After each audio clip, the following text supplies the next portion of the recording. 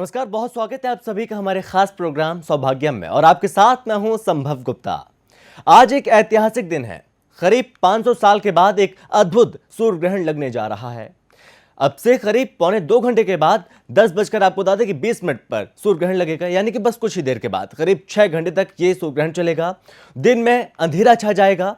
वैसे तकनीकी तौर पर यह ग्रहण सुबह 9:15 से शुरू हो चुका है, लेकिन भारत में 10 बजे के बाद ही नजर आना था। लेकिन ग्रहण लगने के बाद सूरज चांद के पीछे छिप जाएगा। यह सूर्य ग्रहण कुछ वक्त तक आंशिक और कुछ समय के लिए पूर्ण सूर्य ग्रहण भारत में दिल्ली, मुंबई, चेन्नई और कानपुर समेत कई शहरों में लोग इस सूर्य ग्रहण को देख सकेंगे।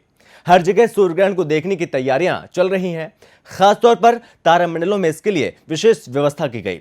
देश के कुछ हिस्सों में आज वलयाकार दिखाई देगा।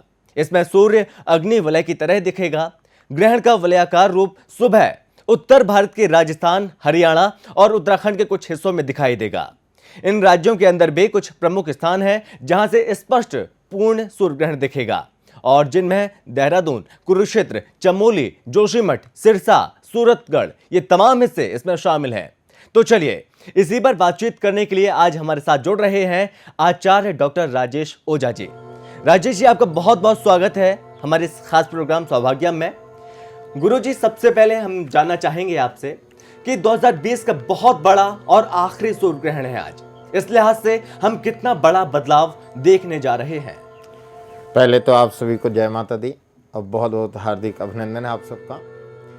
आज का दिन बहुत ही खास है क्योंकि 21 जून 2020 दिन रविवार का सूर्य ग्रहण का महायोग है। और ये महायोग 500 वर्ष पूर्व अर्थात आज से 58 वर्ष पूर्व ऐसे 6 ग्रहों का एक साथ आने पे ऐसा योग बना हुआ है जो हमारे देश के लिए और हमारे संसार के लिए बड़ा ही भयंकर रूप भी ले रहा है। कहते हैं कि जब आषाढ़ मास हो और अमावस्या तिथि रविवार का दिन हो और 6 ग्रह वक्री हों, ऐसे में यदि सूर्य ग्रहण पड़ता है तो वह बड़ा ही भयंकर रूप धारण करता है। जी, रविवार के दिन जब भी अमावस्या पड़ेगा, देश काल परिस्थिति के लिए वह शुभ नहीं कहा जाता, वह अशुभ का एक योग लेकर के आता है। और आज से हम 58 वर्ष पूर्व चलते हैं तो ऐसे ही एक योग आया था जिसमें सूर्य ग्रहण पड़ा था। हमारे जनता जनार्दन के लिए अनेकों प्रकार की परेशानियों का समावेश बना था।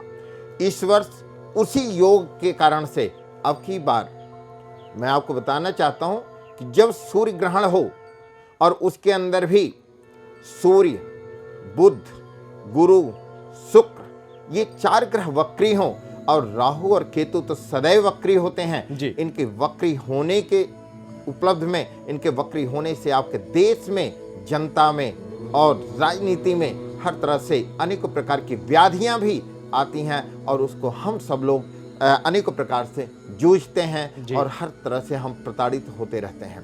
अब की बार का जो ग्रहण का काल है प्रातः 9:15 से अर्थात अफ्रीका कांगो से सबसे पहले जो सूर्योदय होता है वहां से प्रारंभ होगा, और हमारे भारत के अंदर 10:20 से प्रारंभ होगा और 1:36 तक का एक ऐसा योग बना है। और दूसरी बात मैं आपको बताना चाहूंगा कि जब ग्रहण 2 नक्षत्रों में पड़ रहा हो तो उसका एक प्रबल योग बनता है। और 21 जून 2020 का जो ग्रहण है इसको महाग्रहण भी हम कहते हैं क्योंकि 2 नक्षत्र 2 योग है।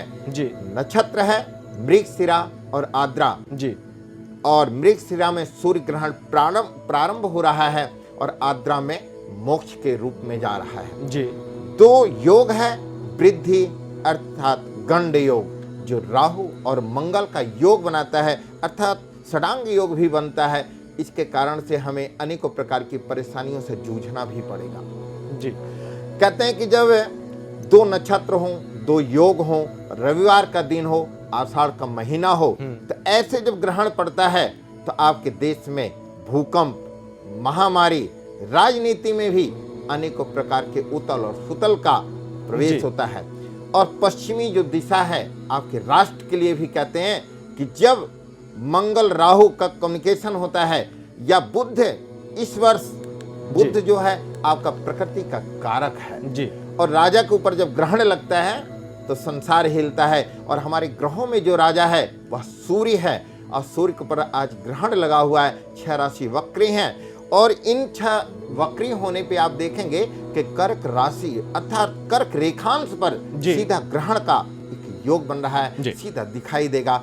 और हमारे यहाँ जो प्रकाश है आज अंधेरे के रूप में सूर्य दिखाएगा। और दूसरा मैं आपको बताना चाहूंगा कि जो पांडु जी थे, पांडु के पुत्र का नाम था चूड़ामणि, और रविवार के दिन ग्रहण पड़े तो उसको भी कहते हैं चूड़ामणि ग्रहण योग। खड़ास सूर्य ग्रहण हम कहते हैं कि इसकी जो स्थिति है आपकी बार आपके भारत में 99% दिखाई दे रहा है और बाहर भी दिखाई देगा। इसका जो प्रकोप है वो हमें बहुत ज्यादा विनाश की तरफ लेके जाएगा, बहुत ज्यादा कष्ट की तरफ लेके जाएगा। तो आपके पास जो योग है, और दूसरा मिथुन राशि में है। मिथुन राशि का स्वामी बुध है। बुध प्रकृति का कारक है, अर्थात राजा को अनेकों प्रकार की मानसिक परेशानियों से भी, हमें अनेकों बंधनों से, अनेकों व्याधियों से ग्रसित करेगा। मैं आपको थोड़ा सा पूर्व लेके चलना चाहता हूँ।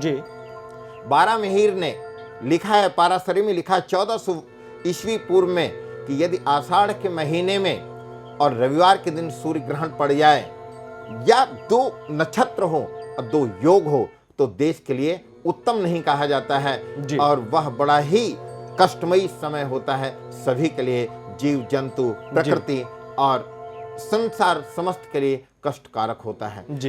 आज से 1962 में हम चलते हैं, 58 वर्ष पूर्व आज के ही दिन इसी प्रकार से 6 ग्रह वक्री होते। उस समय भी अनेकों प्रकार के जन धन की हानि हुई थी, और इस बार भी अनेकों प्रकार के सूर्य, मंगल, चंद्रमा मिथुन राशि में हैं, और आपके लिए और संसार के लिए भी कष्ट का समय है, और अनेक प्रकार के कष्टों से हमें जूझना पड़ेगा। और इस संसार को अगर संचालित करना है तो आराधना ही इस ग्रहण में होगा।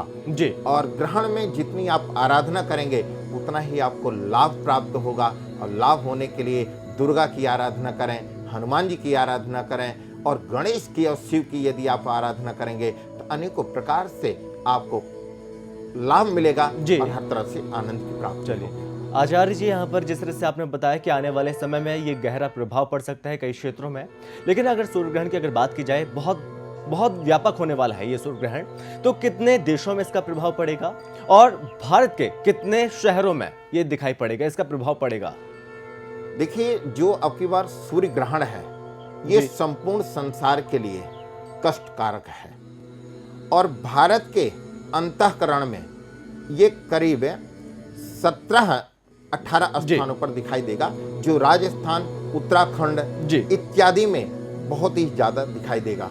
और दिन में जो राजस्थान है वहां दिखाई देगा, उत्तराखंड में दिखाई देगा, देहरादून, जोशीमठ और इत्यादि यहाँ पर ये विशेष रूप से दिखाई देगा। और पश्चिमी जो हमारे देश हैं उसमें दिखाई देगा, समुद्र तटीय क्षेत्र जो हैं वहां पर दिखाई देगा। और इन स्थानों पर अनेकों प्रकार से, क्योंकि 5 घंटा 48 मिनट 3 सेकंड अर्थात 5.25-6 घंटे के ये ग्रहण इस सदी का पहला ग्रहण है और सबसे बड़ा ग्रहण है।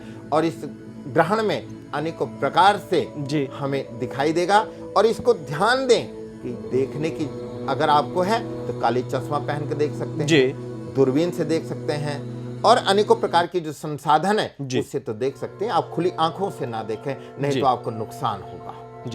और आचार्य जी, यहाँ पर जिस तरह से आपने कहा कि राजनीति में इसका बहुत ज़्यादा प्रभाव पड़ेगा, वैसे अगर राजा खुश नहीं रहेगा तो प्रजा भी खुश नहीं रहेगी, जाहिर सी बात। अगर बात की जाए अन्य देशों की जो तुलना है, लगातार तनाव देखने को मिल रहा है चीन से, नेपाल से, पाकिस्तान से, तो क्या सूर्य ग्रहण का प्रभाव इस पर भी पड़ सकता है? जो हमारे अन्य देशों के साथ रिश्ते हैं उसमें कितना प्रभाव पड़ता हुआ नजर आएगा? देखिए, अभी हमने आपको बताया कि 26 दिसंबर 2019 को हमारे यहाँ ग्रहण पड़ा था और जब सूर्य ग्रहण आता है तो इसका प्रभाव 6 महीने तक होता है और उसका जो तीव्र गति का योग होता है वो 45 दिन तक का होता है तो सूर्य ग्रहण अब की बार जो पश्चिमोत्तर दिशा के देश हैं, पश्चिम की दिशाएं हैं, और इस महामारी का भी जो प्रकोप है ये भी आप देखेंगे कि चाइना अर्थात पश्चिम देश से ही हमें प्राप्त हुआ है। बिल्कुल। और अब की बार का जो ग्रहण है राहु और मंगल, राहु मंगल जहां पर भी आएगा आपका, अर्थात पश्चिम देशों का सूर्य, बुध, शुक्र, गुरु और राहु मंगल, क्योंकि मंगल जो हम मीन राशि में गोचर कर रहा है, अब गोचर करने के बाद हमारी जो पड़ोसी देश हैं वहां तना तनी का योग बनेगा, युद्ध का संकेत बन रहा है और हमें युद्ध की तरफ केंद्रित कर रहा है, क्योंकि सामने से हम मना करना चाहते हैं, हम उसको समझाना चाहते हैं, परंतु समझता नहीं है, राहु समझता नहीं है और मंगल उस पर और घी का काम कर रहा है। इसलिए इस ग्रहण से अभी वर्तमान में जो हमारे पड़ोसी देश हैं जैसे चाइना है, पाकिस्तान है इत्यादि जो हैं, यहाँ पर थोड़ा विवाद का योग बन रहा है और ये विवाद अभी थमने वाला नहीं है, क्योंकि ग्रहण भारी है, कंकणाकृति है, कंगना आकृति का है और इसमें थमेगा नहीं, ऐसा योग बना हुआ है कि युद्ध का संकेत दे रहा है। यानी कि जिस तरह से ग्रह बदल रहे हैं उसे साफ तौर पर यह इंगित होता है कि आने वाला समय यहाँ पर युद्ध की ओर धकेल सकता है। तो और पंडित जी, यहाँ पर जिस तरह से बात लगातार हो रही है कोरोना महामारी जो कि लगातार बढ़ती जा रही है, और इसमें क्या देखा जाए, अगर पिछली बार की बात की जाए नवंबर दिसंबर के बीच में सूर्य ग्रहण पड़ा था 2019 में, उसके बाद हालात बेकाबू होते चले गए। कोरोना महामारी के बाद हालात इतने ज्यादा चिंताजनक हो गए, पूरे दुनिया को प्रभावित कर रहा है। तो क्या कुछ लगता है कि इस सूर्य ग्रहण में कोरोना महामारी का अंत हो सकता है, या इसका और ज्यादा प्रभाव पड़ेगा, या और ज्यादा ये महामारी फैलेगी? देखिए, पिछली बार जो सूर्य ग्रहण पड़ा था 26 दिसंबर 2019 को, वो धनु राशि में पड़ा था। 5 नवंबर 2019 को राहु, शनि, गुरु ये धनु राशि में प्रवेश करते हैं। उसके बाद मकर राशि में शनि का प्रवेश होता है और उस समय जो महामारी आती है, इस महामारी का कारक है राहु और शनि। और ये जो सूर्य ग्रहण आज का पड़ा 21 तारीख को, ये आपके मिथुन राशि में पड़ रहा है। तो अभी जो कोरोना वायरस जो राहु है, ये संकेत कम का नहीं है, ये आगे बढ़ने का है, क्योंकि राहु रूप बदल रहा है और रूप बदल बदल करके अनेकों प्रकार के रोगों को तब्दील कर रहा है। कहते हैं कि यदि जो वायरस अगर जिस नक्षत्र के में पड़ता है, अगर उसी नक्षत्र में सूर्य ग्रहण पड़ जाए तो हमें राहत मिलता है, क्योंकि कृतिका नक्षत्र में यह कोरोना वायरस आया हुआ है। कृतिका सूर्य का है, सूर्य इसके स्वामी है और आज सूर्य ग्रहण है।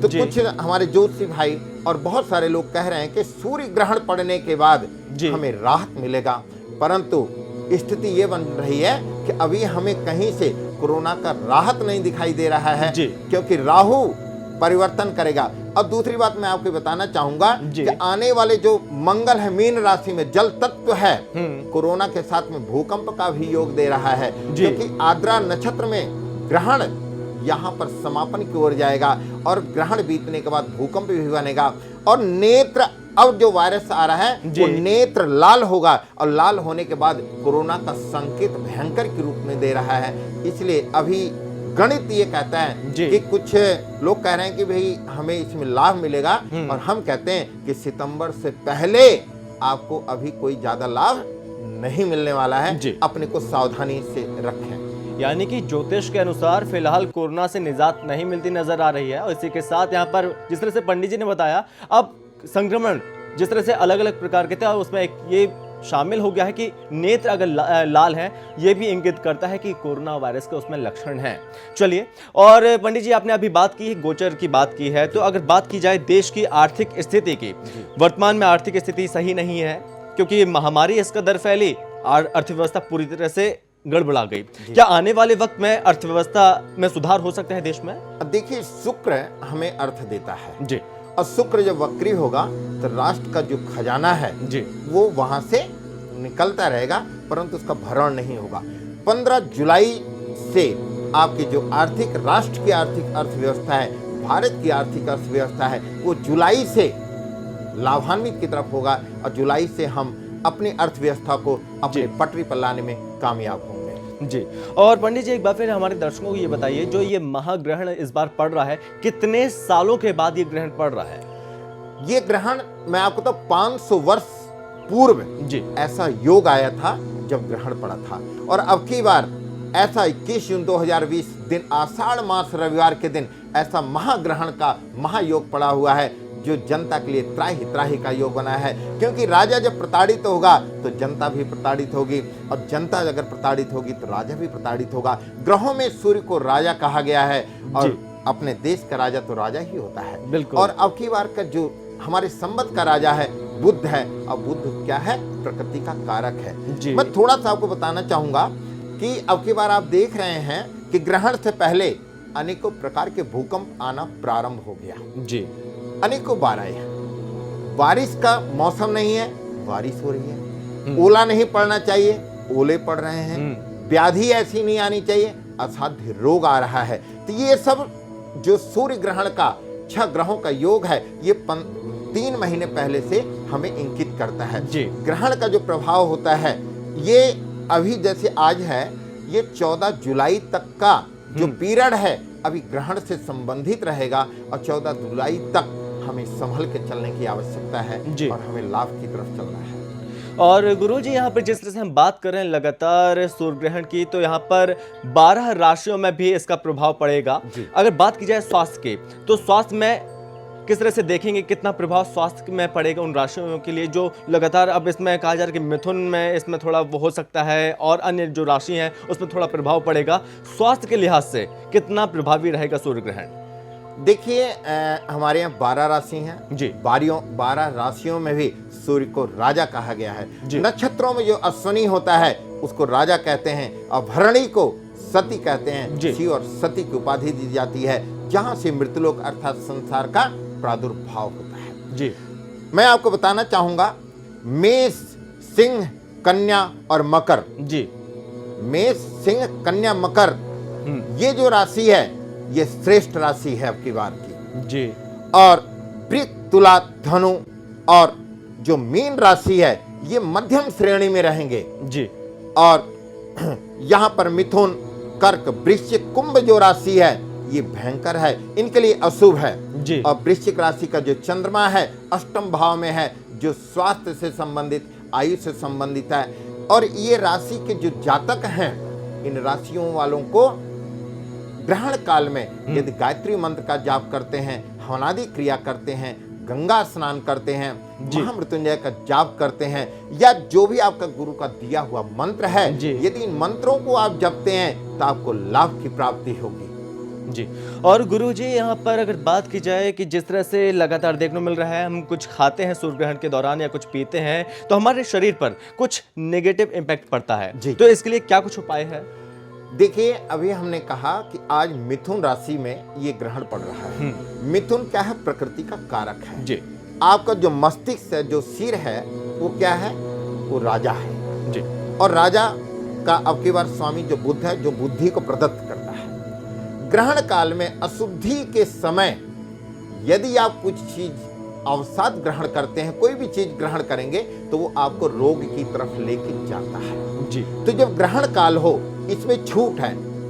बाल्यावस्था, वृद्धावस्था या जो रोग से ग्रसित हैं जातक, उनके लिए तो छूट है, परंतु जो स्वस्थ व्यक्ति हैं और आनंद पूर्वक हैं, वो इस ग्रहण काल में कुछ ना खाएं, नहीं तो गैस से संबंधित, पेट से संबंधित, आंत से संबंधित, नेत्र से संबंधित, सिर वेदना से संबंधित और शरीर में कंपन का संबंधित, या कई बार आपने देखा होगा कि चर्म रोग होता है। हाँ।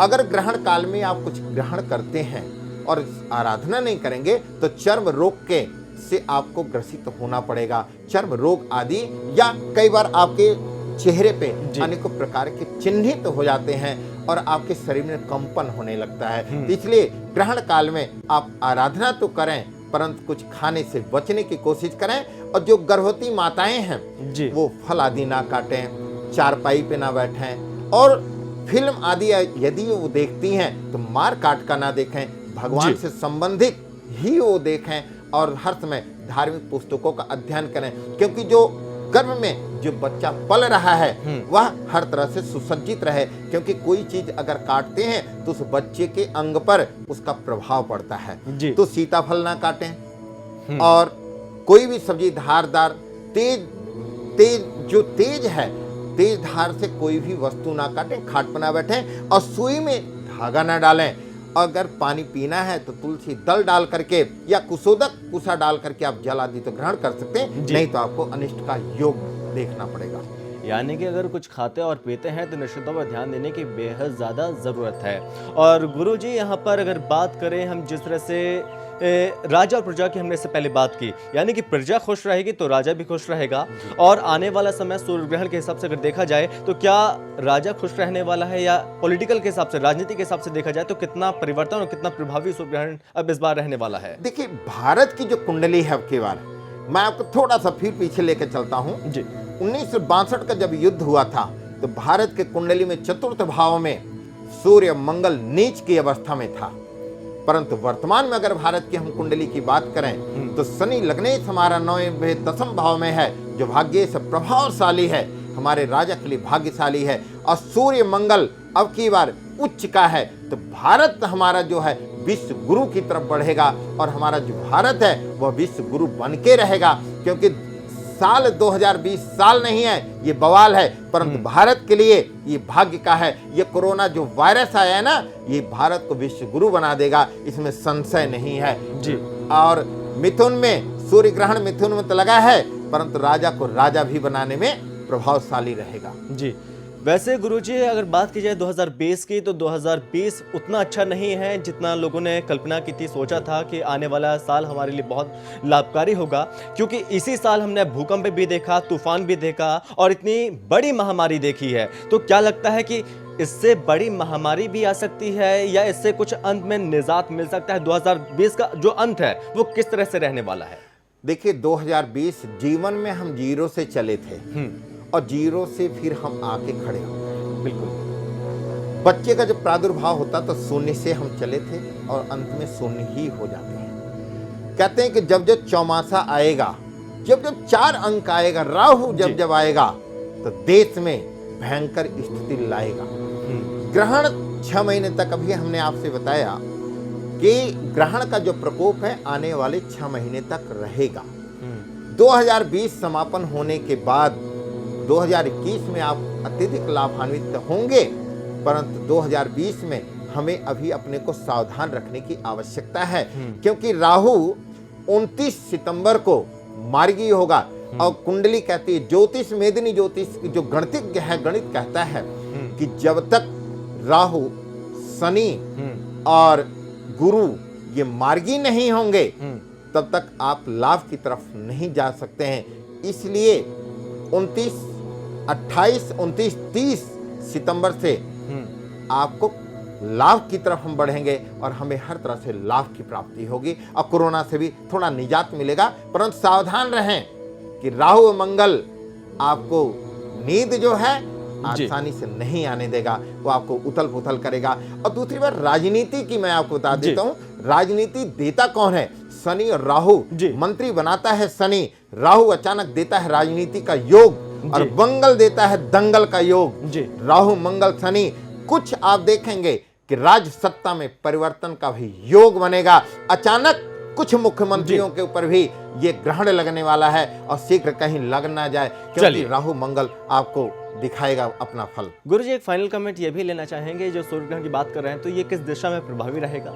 ये सूर्य ग्रहण का जो प्रकोप है ये आपका पश्चिम दिशा और उत्तर पश्चिम की दिशा में अत्यधिक प्रभावशाली रहेगा और वहां पर ही इसका ज्यादा प्रभाव आपको देखने को मिलेगा। जी चलिए पंडित जी, बहुत शुक्रिया हमसे बातचीत करने के लिए और तमाम जानकारी साझा करने के लिए। यानी कि ज़रूरत है सतर्क रहने की, सावधान रहने की, क्योंकि आने वाला समय थोड़ा भयंकर हो सकता है, लेकिन इतना नहीं। लेकिन उसके लिए उपाय भी बताए पंडित जी ने, उन उपायों को ज़रूर अपनाएं तो निश्चित तौर पर सावधानी ज़रूर रहेगी।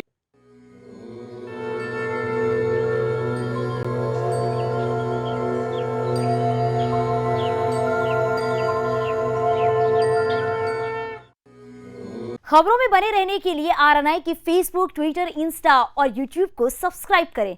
बेल आइकन दबाना ना भूलें।